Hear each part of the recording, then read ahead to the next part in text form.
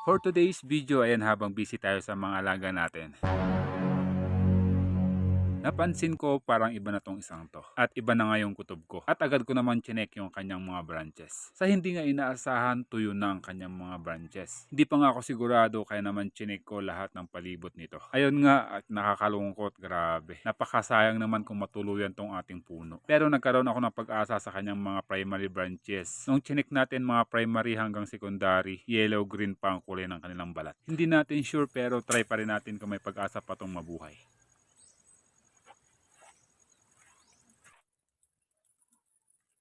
Halos brown na talaga yung mga dulo. Check nyo to guys.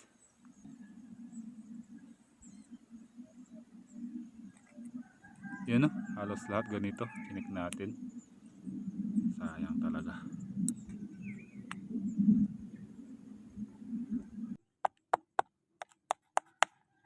Dito nga ako naganahan sa balat ng puno. Hindi pa siya as in ganun na brown. May pagka yellow green pa rin ang kanyang balat ng puno. So sa tingin ko mapapabuhay pa rin natin to, sana nga. Ayan nga itong material natin na glabra na bougainvillea is na-harvest natin at naitanim natin siya sa kanyang bagong training pot. Nung kung makikita mapapansin nyo is March 2020. Yan, so meron na tong 6 years sa atin. Grabe. Medyo burado na sa tagal. So yan March 2020. So may 6 years na to sa atin. Yun guys, napabayaan lang natin sa dilig. Sana nga makarecover pa to. Pero yellow green pa naman yung kanyang balat. So yan. Kuha natin ang paraan. So ayan nga, meron tayo ditong naisip na isang paraan na pwedeng natin sure kung kaya niya. So i-apply natin to ng rooting hormone na ANAA yung gamit natin. So, sana nga makarecover tong ating glabras. Napakasayang talaga nito mga idol. So ayan nga, ito nga 6 years na to sa atin. So nakaligta lang natin tong diligan ng mga ilang araw siguro yun. Busy rin kasi, tapos nabigla rin tayo nung nakita natin. Grabe na tuyo na siya. Sana nga makarecover tong ating glabra. Sayang. Ano, yellow green na siya guys. Oh. Sana makarecover to. Sayang talaga. So tara nga, apply natin to ng rooting hormone na ANAA na gamit natin guys. Tara. So yan guys, ayan, kumuha ako dito ng isang timba. So ito ay 16 liters ang kanyang nilalaman. So ngayon, ito ang nalagyan natin ng tubig. Punuin natin to. So tara.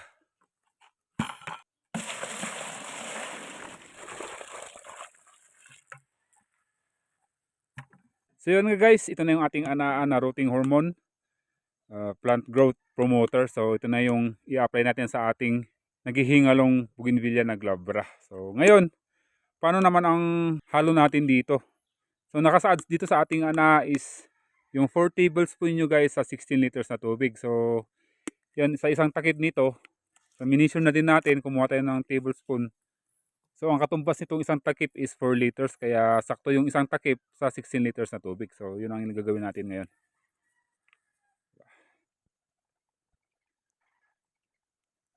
So yan, saktong isang takip lang guys. Yan, buhusan natin sa tubig. Yan. So huwag pa rin kalimutang haluin ng maayos mga idol. Mix natin ng maayos to.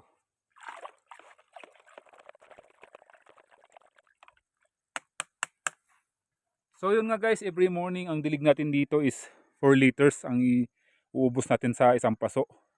So every morning yun. 1 week siguro hanggang maglan natin na makarecover tong ating glabra na bugi. So tara.